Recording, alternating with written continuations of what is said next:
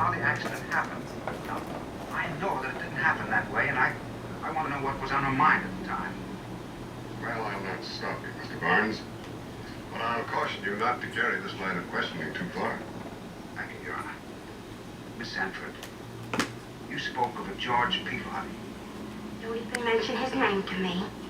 Now, when you talked about him, you called him something. What was it? I have it read back. Will the recorder please read back Miss Sanford's statement?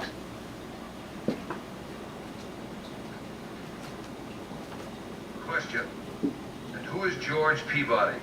Answer. The creep I was waiting for. Thank you. That doesn't sound like you liked George Peabody very much. And yet you made an appointment to meet him that Tuesday. Well, sure I did. I waited on that corner for an hour and he never even showed his face. And you were a little upset because you were stood up.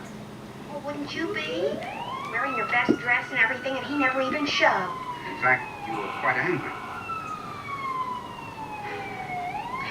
You see, we had this fight the week before. I mean, it wasn't my fault. George gets whacked out of his skull at the least little thing.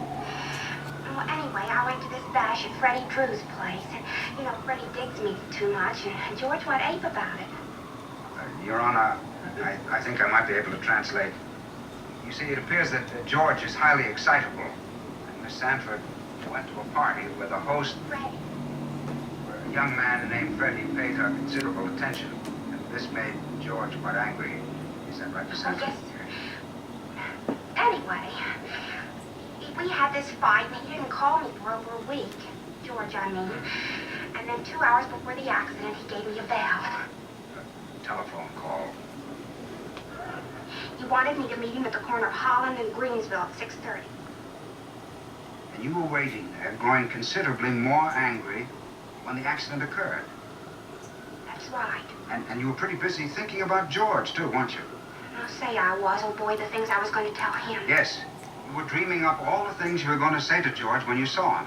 And you weren't thinking about anything else, now were you? Well, just wait till I see You him. didn't notice people or cars or motorcycles or anything. Oh, but I did. I couldn't help hearing that. You couldn't help hearing that accident, now could you? Oh, no, it was an awful crash. And that was the first you knew of the accident, the sound of the screeching brakes. And that's when you looked up. I don't think it was that way. Isn't it true that you only think you saw the car go through that stop sign? Well, everybody said it did. I mean, all the other people. That's right.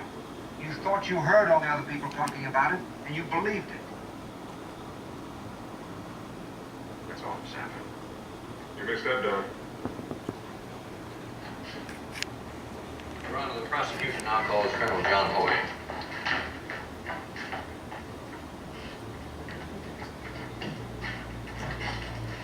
Colonel John Hoy. Yeah.